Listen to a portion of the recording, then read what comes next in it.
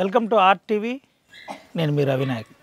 మనం అనుకున్న విధంగానే మళ్ళీ అఘోరి మాత పోలీస్ స్టేషన్ దగ్గర హల్చల్. అది నెన్నెల్ పోలీస్ స్టేషన్ దగ్గర.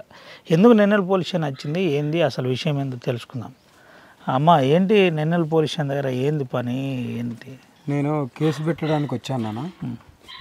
ఎవరైతే అనిల్ బేరా అని గుంటూరుకు చెందిన ఒక వ్యక్తి ఉన్నాడో ఆయన మీద, ఎందుకంటే నా గురించి, నా వ్యక్తిగత గురించి, అఘోరి సాధన గురించి మాట్లాడే అంత హక్కు ఆయనకు లేదు. ఆ సాధన గురించి ఆయన తెలియదు, ఎందుకంటే సాధారణ మనిషి. నేను దాని మీద కూడా నేను బేస్ చేసి నేను కేసు వేయడానికి రాలేదు. నేను ప్రత్యేకంగా వచ్చింది ఆయన మీద కేసు పెట్టడానికి వచ్చాను.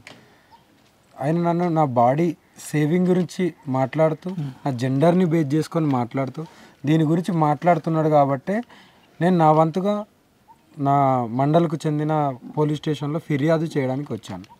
అది తల్లిదండ్రులకు సంబంధించిన అంశంలో కూడా అనిల్ బేరా కొంత కామెంట్ చేసిన పరిస్థితి, చాలా పెద్ద కామెంట్స్. ఏంటి అసలు ఎందుకు పదే పదే అమ్మవారిని అదే చెప్తున్నా కదా, అక్కడ కాంట్రవర్సీస్ జరిగినాయి. అతను ఒకరికి బినామీ, that is name is Rajesh Nath Aghora. నేను ఎప్పుడైతే ఆడపిల్లల సమస్యల గురించి వాళ్ళు నా దగ్గరికి వచ్చినప్పుడు నేను పోరాడడం స్టార్ట్ చేశానో, ప్రశ్నించడం, డైరెక్ట్ అతని గురునిలయానికి వెళ్ళి ప్రశ్నించడం స్టార్ట్ చేశానో, అతని బినామీ అయిన అనిల్ బేరా, అతని బినామీ రాజేష్ నాథ్ బినామీయే అనిల్ బేరా. అందుకనే అయినా రాకుండా మీడియా ముందుకు కాదు, ఇంకెక్కడికి బయటికి కూడా వెళ్ళలే. ఇంత పెద్ద ఇష్యూ జరుగుతుంది, ఒక్కసారి వచ్చన్నా ఒక మాట అన్నా చెప్పాలి, ఇది కాదు నేను ఇది చేయలేదని ఎక్స్ప్లెయిన్ అన్నా ఇచ్చుకోవాలి. ఎందుకు ఇచ్చుకుంటలేరు? అందుకే ఆయన రాకుండా ముఖం తెలియని వాళ్ళని, ఆయనకు నాకు ముఖ పరిచయం కూడా లేదు, ఈయనని బయట పెట్టి నన్ను తిట్టించడం, అసభ్యకరంగా వీడియో కాల్ చేయడం, 9 గంటల నుండి నైట్ 2-3 వరకు అసభ్యకరంగా. ఎవరమ్మా ఇట్లా అంటే, ఎవరు ఇట్లా చేస్తున్నా అంటే అనిల్ బేరానే చేస్తుండ్రా, లేదంటే వేరే రాజేష్ నాథ్ అనిల్ బెహ్రాతో చేపిస్తుండు?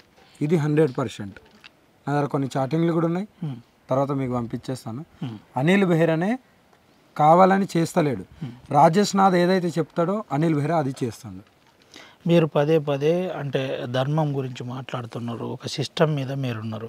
ఎందుకు వీళ్ళందరూ మీ వెనక పడ్డారమ్మా? అంటే ఈ అంటే నానా, నేను ఒకటే మాట చెప్తున్నాను, నేను ఎవరి దగ్గరికి వెళ్ళి దోచుకోవట్లేదు. అవును, ముందు నుంచి కూడా అదే చెప్తున్నారు. ఆర్టీవీ సాక్షిగా ఒకటే మాట, నన్ను నమ్మని నేను ఎవరిని చెప్తలేను, నన్ను ఫాలో కమ్మని చెప్తలేను, నాది నేను నా లైన్లో నేనున్నాను అంటున్నారు. మీరు ఏదైనా ఉంటే తప్పు జరిగితే దాన్ని అదే ఇక్కడ ఆయన డబ్బులు వేల కోట్లు సంపాదించుకుంటారు. నేను దాని గురించి నేను ఎక్కువ డిస్కస్ చేయట్లేదు. ఆయన ఎవరినైతే కొంతమంది ఆడపిల్లల శీలాలతో ఆడుకున్నాడో వాళ్ళ గురించి నేను పోరాడుతున్నాను. నేను ముందు నుండి అదే చెప్పిన, ధర్మం, స్త్రీలు, గో సంరక్షణ, వీటి గురించే నేను వచ్చాను, వాటి గురించే నేను పోరాడతానని చెప్పాను.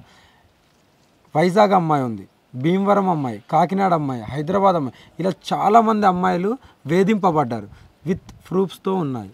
అందుకనే నేను వెళ్ళి డైరెక్ట్ ప్రశ్నించాను. అది వాళ్ళకి నచ్చలేదు. డైరెక్ట్ ఆయన వచ్చి అతను పోరాడంత లేదు, నేను డైరెక్ట్ వెళ్ళాను కాబట్టి.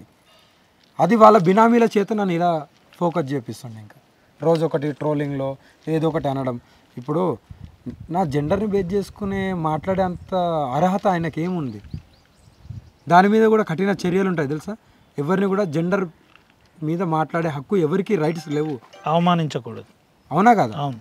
నా బాడీ సేవింగ్ మీద మాట్లాడే హక్కు లేదు, మరి ఎందుకు మాట్లాడుతాం? అంత ధైర్యంగా మీడియా ముందుకు వచ్చి మాట్లాడుతున్నా అంటే ఆయనకు అంత ఏంటిది? దాని మీద నేను కేసు వేయడానికి వచ్చాను, వేశాను కూడా. ఏందమ్మా అంటే ఎస్ఐ ఏమన్నాడు, ఆ కంప్లైంట్లో ఏం రాసిండ్రు, ఏంటి అసలు? అదే ఇది ఏదైతే అతను నాకు తిట్టాడో, ఏమేమైతే అన్నాడో అదంతా రాసి నేను ఇచ్చాను. వారు ఎఫ్ఐఆర్ ఫైల్ చేశారు, రిసీవ్డ్ కాపీ ఇస్తున్నారు. అది తీసుకొని నేను మళ్ళీ రిటర్న్ బయలుదేరుతాను. ఏంటమ్మా అంటే మీరు ఇంత సర్వీస్ మీన్స్ ఒక పోరాటం చేసినట్టు చేస్తున్నారు. ఎక్కడ చూసినా కనీసం మీకు తిననీయకుండా భక్తులు వచ్చి మీ మీద పడిపోతున్నారు రకరకాలుగా. ఒక పరంగా మరో పక్క మీకు ఏదో రకంగా తెలియకుండానే మాటల దాడి జరుగుతుంది. దీన్ని మీరు ఎట్లా తిప్పికొట్టే ప్రయత్నం చేస్తున్నారు, ఎట్లా ఈ ఆన్సరింగ్ చేసే ప్రయత్నం చేస్తున్నారు? అంటే మీరు ఫస్ట్ నుండి నన్ను చూస్తున్నారు. అవును, ఫస్ట్ అఘోరికి ఇప్పుడు అఘోరికి చాలా నేను అదే అడగబోతున్నా. అమ్మ ఏంటి వెంటనే చేంజ్ చేసి వచ్చినాయి, అప్పుడు అగ్రెసివ్గా ఉన్న అఘోరి మాత ఇప్పుడు నవ్వుతూ మాట్లాడుతుంది. చాలా పెద్ద ప్రణాళికతో వచ్చాను. ధర్మం గురించి, ఆడపిల్లల గురించి, గో సంరక్షణ గురించి నా ప్రణాళిక, నా వెనకాల చాలా పెద్ద వ్యవస్థను తయారు చేస్తున్నాను. ముఖ్యంగా ఆడపిల్లలకు దీక్షనిచ్చి సాధన నేర్పించి ఆడపిల్లలతోనే పెద్ద పోరాటం చేయబోతున్నాను. అంటే అఘోరి మాత పంతం మారింది, తర్వాత ఉద్యమ దిశ కూడా మారిందని అనుకోవచ్చా? అంతే కదా నాన్న, ఏదైనా సామరస్యంగా చట్టబద్ధంగా అదే గట్టిగా పోరాడతాం. అదే అంటే కానీ ఇంకోటి కూడా ఇక్కడ ఏంటంటే, దయచేసి ఎవరైనా సరే ప్రజలైనా సనాతన బంధువులైనా హిందూ బంధువులకు కూడా నేను ఇదే చెప్తున్నాను, ఎక్కడన్నా నా కారు కనబడితే రండి, ఆశీర్వదించుకోండి, ఫోటోలు అడగండి, ఇస్తాను. నేను పడుకున్నప్పుడు మీరు డోర్లు కొట్టి అలా నన్ను కొద్దిగా డిస్టర్బ్ చేయకండి, అప్పుడు నేను కొద్దిగా డిస్టర్బ్ అవుతాను, మీ వల్లనే అవుతాను, నా ఇచ్చి నేను కాను. మీరు డిస్టర్బ్ చేస్తే నేను డిస్టర్బ్ అవుతాను. అప్పుడేమన్నా వాళ్ళు అనడం నేను అనడం వాగ్దామం అవుతుంది. ఇంకా అమ్మ ఇప్పుడు అడుగుతున్నానని ఏమనుకోకండి, నిండుగా ఒక అమ్మవారి లాగా డ్రెస్ చేసుకున్నారు, మంచి చీర కట్టుకున్నారు, ఏంటి అంటే ఈ మార్పులు ఈ అన్నిటికీ అంటే అమ్మ ఎందుకు అంటే నాన్న, నేను ఎప్పుడు ఎక్కడ ఎలా ఉండాలో అలానే ఉంటాను, ఓకేనా? నేను ఫస్ట్లో మీకు ఎలా కనబడ్డానో అది ఒక రూపం, అది అలాగే కనబడుతుంటుంది, అక్కడక్కడ కనిపిస్తుంటుంది. మళ్ళీ తర్వాత నల్ల దుస్తుతో మీరు చూశారు, అది వస్తుంది. ఇది ఎక్కడ ఉండాలో ఇలా కట్టుబొట్టుతో అలా ఉంటాను. ఎక్కడ ఏ ప్రాంతానికి ఎక్కడ ఏ గుడికైనా సరే దానికి తగ్గట్టుగా నేను నడుచుకుంటున్నాను. అమ్మ నాన్నలను కూడా అన్న విషయం కొద్దిగా ఒక జర్నలిస్ట్గా నన్ను కూడా కలిచివేసింది. ఇటువంటి అంశంలో సీరియస్గా అఘోరీలతో చర్చించే ప్రయత్నం ఏమైనా జరిగిందమ్మా? నేను డైరెక్ట్ చెప్తున్నాను, ఫస్ట్ చట్టాలతోనే నేను నడుస్తున్నాను. అక్కడక్కడ నేను కేసులు పెట్టు వస్తున్నాను. ఆయన ఏదైతే వీడియో పెడుతుండో దానికి నాకు ఎక్కడైతే నేను నియర్ బైలో నేను ఎప్పుడు ఏ ప్రాంతాల్లో ఉంటానో నాకు తెలియదు. ఇప్పుడు గుజరాత్ ఉంటే గుజరాత్ పోలీస్ స్టేషన్లో పోయి పెట్టిస్తాను. ఇండియాలో ఎక్కడైనా కేసు పెట్టచ్చు, ఒకటే చోట లేదు. ఆయన వీడియో పెట్టంగానే నేను ఎక్కడో ఒక చోట కేసు పెడతాను. అది చదువు ఫస్ట్ చట్టబద్ధంగా వెళ్తున్నాను. ఒకవేళ చట్టాలు కూడా దీనికి న్యాయం చేయకపోతే అఘోరి అమ్మ ద బ్యాక్ ఈజ్ అదే కంప్లీట్ చేంజెస్ జరుగుతున్నాయి. అంటే దశల వారీగా ఇప్పుడు అంతా కూడా భారత రాజ్యాంగంలో ఉన్న నిబంధనలు ఫాలో అవుతున్నారు. భారత రాజ్యాంగంలో నిబంధనలు ఫాలో అవుతున్నారు. ఎవరన్నా అనగానే పోలీస్ స్టేషన్ పోతున్నారు, కంప్లైంట్ ఇస్తున్నారు. ఎవరన్నా ఏదన్నా అంటే నేరుగా చట్టం తన పని తను చేస్తాను, నేను న్యాయపరంగా ఫైట్ చేస్తాను, ఎవరిని వదిలిపెట్టాను అంటారు. ఏంటమ్మా ఇంత ఓపిక? నేను అప్పుడు చూసిన అఘోరి అమ్మకు నాకు అసలు నమ్మబుద్ధి కావట్లేదు. అదే నాన్న నేను అంటున్నా, ఎవరైనా సరే ఎప్పుడైనా సరే ఎలా మార్పు అనేది కాదు, నాలో ఏం మార్పు రాలే. నేను అగ్రెసివ్నెస్ని నేను బయటికి పెడతలేను అంతే. బయట పెట్టడం వల్ల పాపం అమాయక ప్రజలు ఎవరైతే ఉన్నారో వాళ్ళు ఊరికే ఇలా బ్లేమ్ అవుతున్నారు. అందులో ఏంటంటే ఇంకా నేను ఎప్పుడు ఇలాగే ఉండాలి, తప్పదు కదా, నేను అలాగే ఉండాలి. కానీ నేను వాళ్ళ గురించి మారాను, వాళ్ళ గురించి ప్రత్యేకంగా సరే వీళ్ళు మారితేనే మేము ఆమెకు మంచిగా అది ఇస్తా అన్నారు కదా, నాకు ఇవ్వకుండా పర్లేగా నేను ఉన్నాను, చూసుకోండి, నా దగ్గరికి రావద్దు దయచేసి, మీ బతుకులు మీరు బతకండి, నా బతుకులు. నేను ఒక 2 క్వశ్చన్లు అడుగుతానమ్మా, మీకు ఇబ్బంది కలిగాను, ఎక్కడ మనం కాంట్రవర్సీ పోవద్దు, మీ లైన్లోనే.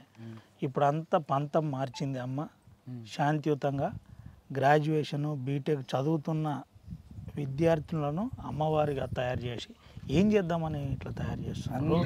అంటే ఈ అన్నిటికంటే పవర్ఫుల్లే ఒక తల్లి రూపం. అటువంటి మీరు ఎక్కువగా చదువుకున్న వాళ్ళను ఇంతకుముందే నేను మీ ఇంటర్వ్యూ చూసిన, ఓకే, అది మా ఆర్టీవీలో. ఏంటమ్మా ఏంది నేను చెప్తాను, ఎందుకు ఇంటికొక ఆడపిల్ల అఘోరి కావాలి, ఇంటికొక ఆడపిల్ల అఘోరి అయి వాళ్ళ కుటుంబాలను వాళ్ళు కాపాడుకోవాలి. ఎవరో పక్కింటోళ్ళు వస్తారో, ఇంకొకరు అన్నలు వస్తారో, సొంత తోబుట్టు అన్ననే కాపాడలేడు. అందుకే వాళ్ళ కుటుంబాలను కాపాడుకుంటే చాలు, ఆమె కాళ్ళ మీద ఆమె నిలబడితే చాలు. ఆ సంకల్పంతోనే ఆడపిల్లలకు దీక్ష ఇవ్వడం జరుగుతుంది. ఎట్లుందమ్మా ఆ దీక్షలో రెస్పాన్స్ ఎట్లుంది? ఇప్పటి వరకు కొంతమంది వస్తున్నారు, ఇప్పుడే కదా స్టార్ట్, మెల్లగా మీకే తెలుసు, ప్రయాణం చేస్తుంటారు. ఒక బీటెక్ సిస్టర్ను కూడా మీరు సాధకురాలుగా తయారు చేస్తున్నారు. అదే ఒకసారి మన కెమెరామెన్ సాయంతో చూపెట్టే ప్రయత్నం చేద్దాం. ఎట్లా బాగుందా? అంటే మీరు రెగ్యులర్గా అమ్మవారితో తిరుగుతున్నారు, మేమైతే అమ్మవారితో తిట్లు పడ్డాము, నవ్వినాము, లాస్ట్కు అమ్మతోటి దివ్యను తీసుకొని పోయినాం. ఎట్లుంది? మీరు రెగ్యులర్గా తిరుగుతున్నారు కదా, ఏంది అసలు? అయితే అమ్మని కదిలిస్తేనే కోపం వస్తుంది. అంటే తినేటప్పుడు కానీ లేదా పడుకున్నప్పుడు డోర్స్ కొట్టి అలా చేయడం అది న్యాయం కాదు. అంటే వాళ్ళకైనా వాళ్ళు నిద్రపోతున్నప్పుడు డిస్టర్బ్ చేస్తే వాళ్ళకి ఎంత కోపం వస్తుందో ఆమె తిరిగి తిరిగి పోరాటం చేసి చేసి వచ్చి 1 గంట 2 గంటలు రెస్ట్ తీసుకోవాలని చెప్పి ఆమెకి ఉంటుంది కదా, 24 అవర్స్ డ్రైవింగ్ చేయాలంటే అవ్వదు. సో అలా రెస్ట్ తీసుకుంటున్నప్పుడు దయచేసి నేను భక్తులకు చెప్తున్నాను, డిస్టర్బ్ చేయకండి. 1 గంట వెయిట్ చేయండి, లేదా అమ్మని అడిగి పర్మిషన్ తీసుకుని మీరు వెళ్ళండి. అంతేగాని దయచేసి అమ్మని మాత్రం ఇబ్బంది పెట్టొద్దు. సో ఇప్పుడైతే నేను అమ్మతో నడుస్తున్నాను, జీవితాంతం అమ్మకి వెనకమాలే అమ్మ బాటలోనే నడుస్తాను. నేను బీటెక్ సెకండ్ ఇయర్ చదువుతున్నాను. సో నాకు ఎందుకో అమ్మ దగ్గర ఉండిపోవాలనిపించింది.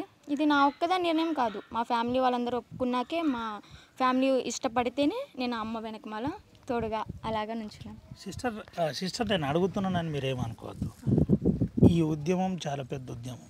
సనాతన ధర్మం పేరుతో ఒక సిస్టమ్ను ఫాలో అవుతున్న అమ్మవారి వెనుక ఉండగలుగుతారా? మధ్యలోనే వదిలిపెట్టి? ఆడ పులిలాగా ఉంటాను, ఖచ్చితంగా ఆడ పులిలాగా ఉంటాను. అఘోరి అమ్మ తయారు చేస్తుందంటే ఆడ పులే కావాలి. అయితే వాస్తవంగా నాకు కొద్దిగా సంతోషకరమైన విషయం ఏంటంటే, మా ప్రాంతం నుంచి ఒక అఘోరమ్మ, మళ్ళీ ఇంకో లేడీ అఘోరిని తయారు చేసే కార్యక్రమం మొదలైంది. అంటే ఒక వ్యవస్థను తయారు చేయడానికే అమ్మవారి రూపం దాల్చి వచ్చాను. ఏంటి తయారు చేయడానికే, చేసి ఒకటేసారి ఒక 100 మంది కదులుతుంటే ఎలా ఉంటుందో నేను చూపిస్తా ఇప్పుడు. అంటే ఏందమ్మా, ఎక్కడ అన్యాయం జరిగితే అక్కడ అఘోరి మాత సైన్యం ఉంటుంది. ఎక్కడ అన్యాయం జరిగితే అక్కడ అఘోరి మాత సైన్యం ఉండాలి. అది నా ప్రణాళిక. ఒక విషయం చెప్పండి, డే 1 నుంచి మీరు అమ్మతో ఉంటున్నారు, మొన్నటి నుండి 3 రోజులు 4 రోజులు 5 రోజులు, ఎట్లుంది అమ్మ లైన్, ఎట్లుంది మాట్లాడడం, ఎట్లుంది పూజలు ఎట్లున్నాయి, ఇవన్నీ చూసి ఏమైనా భయం అనిపిస్తుందా? భయపడితే ఇంత దూరం వచ్చేదాన్ని కాదేమో, భయపడలేదు. సో అది నా బాధ్యత అన్నట్టు తీసుకున్నాను అంతే. అంటే అమ్మ 2 అవతారాలు మారి ఒక రకంగా త్యాగం చేసి, ఇంత త్యాగం బహుశా జరగకపోవచ్చు, అటువంటిది మీరైతే నిండుగా మళ్ళీ అమ్మవారి ఆ లైన్లో పోదాం అనుకుంటున్నారు. ఏంటి ఈ అంశంలో అమ్మ ఏమన్నా మీతో డిస్కషన్ చేసిందా? డిస్కషన్ అంటే నేనే అమ్మని అడిగాను. అంటే కొంతమంది ద్వారా అమ్మ నెంబర్ నా దగ్గరికి వచ్చింది. సో నెంబర్ తీసుకుని కొన్ని, అంటే నేను ఈ జనరేషన్లో కొన్ని చూశాను కాబట్టి అమ్మని పర్మిషన్ అడిగి, అమ్మ మీతో ఇలా వద్దాం అనుకుంటున్నాను, నాకు అలా మీలాగా పోరాడాలి అనిపిస్తుంది, నేను మా ఫ్యామిలీని అడిగి వచ్చేస్తాను, తీసుకెళ్తారా అంటే, బంగారంలా రా తల్లి, నేను నీకు తోడుగా ఉంటాను, నీకేం కాకుండా నేను చూసుకుంటాను, నీ బాధ్యత మొత్తం నాది, నువ్వు వస్తానంటే అన్నారు.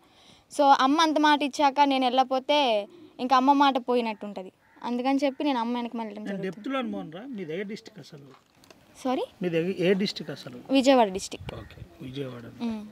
ఇటు తెలంగాణ, అటు విజయవాడ. అంటే కనకదుర్గమ్మ వారు కూడా, కనకదుర్గమ్మ వారు కూడా లైన్లోకి వచ్చేయబోతుంది, అంతేనా? త్వరలో ఇంటికి ఒక ఆడపిల్ల రావాలని చెప్పి కోరుకుంటున్నాను. వాళ్ళ కాళ్ళ మీద వాళ్ళు నిలబడాలి. రోడ్డు మీద వెళ్తుంటే ఎవరైతే ఏడిపిస్తారో వాళ్ళని చెంప మీద కొట్టి రావాలి, తలదించుకొని ఇంట్లోకి వచ్చి ఆడవడం కాదు, అలాగా కొట్టి వాళ్ళని పొజిషన్ అప్పచెప్పి రావాలి. అదే మా పోరాటం. రైట్. అయితే అమ్మతో మాట్లాడిద్దాం మనం. అమ్మ, నాకు ఒక్క విషయం చెప్పండి, ఈ ఉద్యమం ఇంకెన్నో రోజులు ఉండబోతుంది? ఎందుకోసం మీరే ఈ ఉద్యమం చేస్తున్నారు? నా కంఠంలో ప్రాణం ఉన్నంత వరకు, ఈ శరీరం నా ఆత్మ వేరు అయ్యేంత వరకు ఈ ప్రణాళిక, నా ఉద్యమాన్ని ఆపేది లేదు. ఓకేనా? నేను ఒకదాన్నే చేస్తున్నాను మీరు అనుకుంటున్నారు. ఎవరైనా సరే ఒక అడుగుతోని ఒకరే రావాలి పోరాటం చేయాలంటే. ఎందుకంటే వేరే వాళ్ళకు, ఇప్పుడు మీరున్నారు, మీకు ఆర్టీవీ, మీరు రిపోర్టర్గా చేయాలి, ఇంటికి వెళ్ళిన తర్వాత భార్య పిల్లలు చాలా ఉంటాయి, ఇల్లుని పోషించుకోవాలి. మాకేం లేవు, మాకు ఒకటే ధర్మం, ఇదే ఉంది. ఇంకా అది తప్ప మాకేం తెలియదు కదా, అదే చేస్తున్నాం. దాని గురించి ఇంకొక విషయం అడుగుతానమ్మా. ఈ ధర్మం అంశంలో అఘోరి మాతతో బీజేపీ ఇదంతా ఆర్గనైజేషన్ చేపిస్తుంది అంటున్నారు. మీ మీద ఇటువంటి క్వశ్చన్స్ చేసేటోళ్ళకు మీరేం చెప్తారు? బీజేపీని కూడా నేను నిలదీసి అడుగుతాను. అడిగాను కూడా ఇంతకు మీలే చక్కగా లేరు, మీరు నా వెనకాల ఏంది ఉండేది? నేను అదే చెప్తా, నువ్వే చక్కగా లేవు, నువ్వు నా వెనకాల వచ్చి నువ్వేం పోరాడతావు? నేను డైరెక్ట్ ఇస్తున్నా కదా, నువ్వే చక్కగా ఉంటే నువ్వు నా వెనకాల వచ్చే అవసరం కూడా ఉండదు, నేను నీ వెనకాల వచ్చే అవసరం లేదు. మరి గ్రామాలలో, గ్రామీణ ప్రాంతాలలో విద్య, వైద్యం లాంటి అంశంలో రానున్న రోజులలో ఏమైనా మాట్లాడతారమ్మా? కంపల్సరీ. నా వంతుగా నేను ప్రతి ఒక్క చిన్న చిన్న విలేజ్లోకి వెళ్ళి నా వంతుగా భిక్షాటన చేస్తూ ధర్మం గురించి, ఎవరైతే నా శిష్యులు ఇప్పుడు తయారు చేస్తున్నానో అందరం కలిసి భిక్షాటన చేస్తూ ధర్మం గురించి మేము చెప్తూ వస్తాం, ఆడపిల్లల్ని ఇలా కాపాడుకోవాలని, గో సంరక్షణ ఇలా చేయాలని చెప్తూ వస్తాం. అది నేను త్వరలోనే పెడతాను, ఇప్పుడే స్టార్ట్ అవుతుంది కదా. మ్యాక్సిమం ఈ మధ్యకాలంలోనే ప్రతి గ్రామాన్ని పర్యటించి అక్కడికి వెళ్ళి బిగ్ షాట్ అని చేస్తూ మరి మీ సైట్లో ఒక మీ వీడియో చూసినమ్మా, నాకు చాలా ఇబ్బంది కలిగించింది. ఆ వీడియో ఏంటంటే అన్నం తిననీయకుండా నన్ను ఇబ్బంది పెడుతున్నారు. ఏందమ్మా, ఎందుకు అంత మీరు బాధపడకుండా నేను ఇబ్బంది పడుకుంటారు? ఇప్పుడు కొంతమంది, అందరిని అనలేము, యువత పిల్లలు ఎలా ఏంటంటే గంజాయికి బానిస, మందుకు బానిస, వగేరకు బానిస అయి ఏం చేయాలన్న తోచక గాలికి తిరుగుతూ అమ్మ నాన్న కూడా పట్టించుకోకుండా ఉండే పిల్లలు వాళ్ళకు ఏదైతే అనిపిస్తుందో అదే చేస్తారు. నువ్వా నేనా భక్తురాలా, స్వయంగా దేవుడు వచ్చినా కూడా పట్టించుకోరు. వాళ్ళు ఏదైతే అన్నాలో వాళ్ళకి ఏం కావాలో అది అన్న. ఫోటోలు ఇవ్వకపోతే అలా డోర్లు కొట్టడం, అలా చేయడం, అన్నం తినేటప్పుడు ఇలాంటివి జరుగుతున్నాయి కొన్ని. అందుకే నేను రియాక్ట్ అవ్వాల్సి వస్తుంది. ఊరికి అఘోరమ్మ రియాక్ట్ అవుతుందంటే రోడ్డుపై వాళ్ళని అందరినీ కొట్టుకుంటూ అయితే పోము కదా. మన దగ్గరికి వచ్చి మనల్ని ఇబ్బంది పెడితేనే మనం. ఒక పోలీస్ కానిస్టేబుల్ అంశం కూడా అందరినీ కలిసివేసింది, మిమ్మల్ని నేరుగా తీసుకుపోయి తోసేయడం ఫస్ట్లో. అదేనమ్మా, ఎందుకు? అదే అంటారు కానీ నాన్న, వాళ్ళకు తెలియకుండా చేసింది ఇప్పుడు అనుభవిస్తున్నారు, ఇప్పుడు అనుభవిస్తారు వాళ్ళు. శాంతియుతంగా అమ్మ ప్రజలకు ఏం చెప్తుంది? ఇంతకంటే ఎక్కువ నేను మిమ్మల్ని అడగా, ఎందుకంటే మీరు నాతో ముందే అడిగినారు ఏదైనా శాంతిగా కాంట్రవర్సీ లేకుండా. ఏం చెప్తున్నాను కాబట్టి శాంతిగానే అడగాలి. ఏం లేదు, సనాతన బంధువులు, హిందూ బంధువులు అందరం కలిసి కట్టుగా ఒక అడుగు ముందుకేసి ధర్మాన్ని, సనాతన ధర్మాన్ని కాపాడుకుందాం, ఆడపిల్లలను కాపాడుకుందాం, గో సంరక్షణ, గోమాతని కాపాడుకుందాం, అందరం కలిసిమెలిసి మన కష్టాలను మనమే తీర్చుకుంటూ హ్యాపీగా ఆనందంగా ఉందాం. 4 రోజుల జీవితం, ఎప్పుడు పోతామో ఎప్పుడు ఉంటామో తెలియదు, ఆనందాన్ని వెతుక్కోండి చాలు. చివరిగా అమ్మను నాన్నను కూడా, కుటుంబ సభ్యులను కూడా మీ వల్ల కొంతమంది రకరకాల మాటలు అంటున్నారు, వాళ్ళందరికీ మీరేం చెప్తారు? ఎంతమంది ఏమనుకున్నా సరే ఏదో ఒకరోజు కర్మ అనేది ఎవరిని వదలదు, ఏదో ఒకరోజు కంపల్సరీ అనుభవిస్తారు. నేనేం శాపాలు పెట్టను, కర్మ అనేది వదలదు అంటున్నా అంతే. వాళ్ళేంది, వాళ్ళు పూరి గుడిసెలో ఉన్నారు, నేనేం బిల్డింగ్లు కట్టియలే, కార్లు కొనియలే, బంగారు నగలు కొనియలే. అదే మీరే సాక్షి, ఏం నగలు నట్రా ఏం కొనియలే. మరి అందరిలాగా పీఠం వేసుకొని కూర్చుంటే ఇప్పటికి నేనే కొనిస్తా కదా.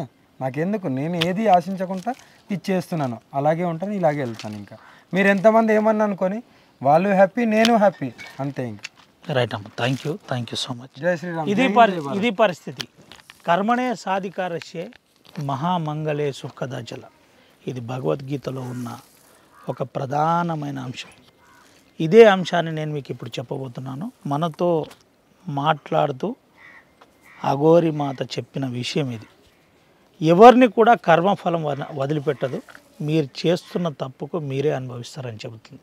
దీంతోపాటు ఒక పెద్ద ఉద్యమాన్ని నేను స్టార్ట్ చేయబోతున్నాను. ఆ ఉద్యమం అఘోరి మాతలను తయారు చేయడం. దీనివల్ల ఎక్కడైతే మహిళలపై జరుగుతున్న దాడి ఉందో, అన్యాయం ఉందో, రకరకాల వర్డ్స్ అని చెప్పొచ్చు, ఇలాంటి దానికి రానున్న రోజుల్లో ఒక పెద్ద విప్లవం లాగా స్టార్ట్ కాబోతుంది. దీనికి నేనే నాయకత్వం వహించబోతున్నానని ఆర్టీవీతో చెప్పింది. దీంతోపాటు తల్లిదండ్రులను కూడా ఇప్పుడున్న కొంతమంది రకరకాల కామెంట్స్ చేస్తున్నారు. మీరంతా కూడా ఆలోచించాలి. నా తల్లిదండ్రుల కోసం నేను ఏది చేయలేదు, వాళ్ళ పరిస్థితి అత్యంత దయనీయంగా ఉంది, ఉండడానికి ఇల్లు కూడా లేదు. ముందు మనం చూపెట్టినట్టుగానే ఇప్పుడు కూడా అదే పరిస్థితి. వాళ్ళ తల్లిదండ్రులు ఒక రకంగా నిజాలు చెప్పినా ఏం జరుగుతుందో తెలియలేని పరిస్థితిలో ఇంకా మారుమూల ప్రాంతాల్లో ఉన్నది కూడా వాస్తవం. అయితే దీన్ని కొంతమంది మాట్లాడడం, కామెంట్ చేయడాన్ని అఘోరి మాత ఈరోజు నేరుగా పోలీస్ స్టేషన్ వచ్చింది. నెన్నెల్ పోలీస్ స్టేషన్లో కంప్లైంట్ ఇచ్చింది. కంప్లైంట్ ఇచ్చిన అనంతరం పోలీస్ స్టేషన్ దగ్గరనే ఉండి మనతో ఒక ఇంటర్వ్యూకి సహకరించినందుకు కూడా కృతజ్ఞతలు. ఇది ఓవరాల్ ఎపిసోడ్. ఏది ఏమైనప్పటికీ ఒక మంచి వాతావరణంలో వ్యవస్థ ఉండాలి. సనాతన ధర్మమైనా ఏ ధర్మమైనా వాస్తవాల దిక్కు ఉండాలి. దానికి నేనున్నానని అమ్మవారు అయితే చెబుతున్న పరిస్థితి కనబడుతుంది. ఎవరు Sumanth Ravinayak, RTV, Nennel police station, Adilabad నుండి. మరిన్ని వీడియోస్ కోసం ఛానల్ ని సబ్స్క్రైబ్ చేయండి. లేటెస్ట్ అప్డేట్స్ కోసం వాట్సాప్ ఛానల్ ని ఫాలో అవ్వండి. ఆ లింక్ డిస్క్రిప్షన్ లో ఉంది.